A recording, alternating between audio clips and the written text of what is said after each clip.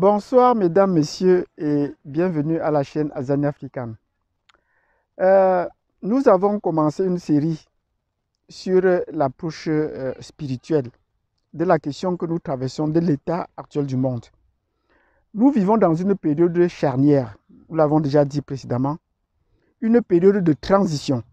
Et il ne faudrait pas la rater parce qu'il faut comprendre le monde passé pour voir vers où nous tendons. Et dans cette transition, il y a des éléments qu'il faut prendre en considération. Vous vous rendrez compte actuellement, et personne ne peut le nier, que nous vivons dans une confusion. Même dans le domaine de la science, c'est une confusion. Et parfois, il faut se référer au spirituel pour essayer de comprendre, pour avoir une idée claire de la confusion dans laquelle nous sommes. Parlons précisément du virus qui est le nôtre, maintenant qui se répand sur la Terre.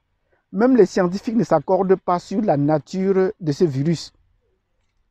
Même les scientifiques ne s'accordent pas sur la nature. Voilà une maladie qui est déclenchée à la suite de ce virus.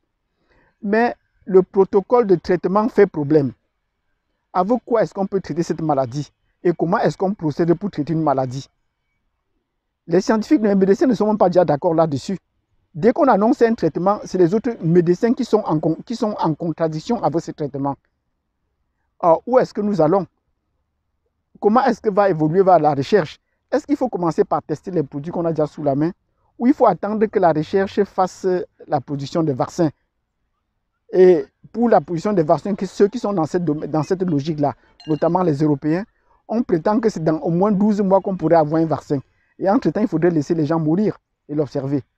Or, ceux qui prétendent maintenant de l'autre côté qu'il faut tester les produits qu'on a sous la main, on va tester lesquels produits et laisser lesquels. Mais on refuse de s'inspirer du cas de ceux qui ont été déjà frappés, qui sont sortis avec succès. Je veux dire, la Chine était le premier pays à être frappé par cette pandémie. Et elle a commencé à maîtriser la pandémie au fur et à mesure. Aujourd'hui, la situation est revenue à la normale. Comment la Chine a procédé? Est-ce qu'on ne pourrait pas procéder de la même façon? Mais la Chine a commencé par tester, mais elle n'a pas testé tous les produits.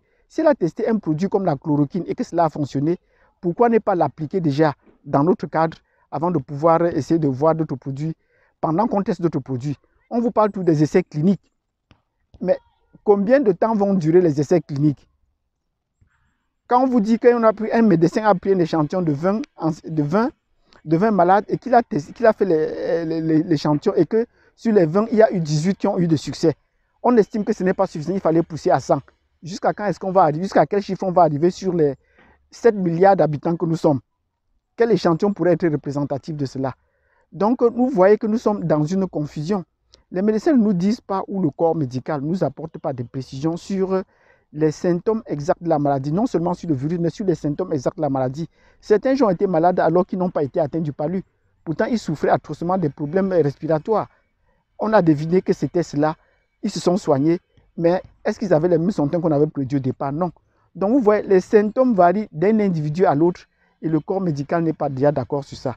Ajouter maintenant au protocole de traitement, on dit non, on a bien compris, des autorités politiques et même médicales qui disent que non, la chloroquine ne soigne pas, on n'est pas sûr.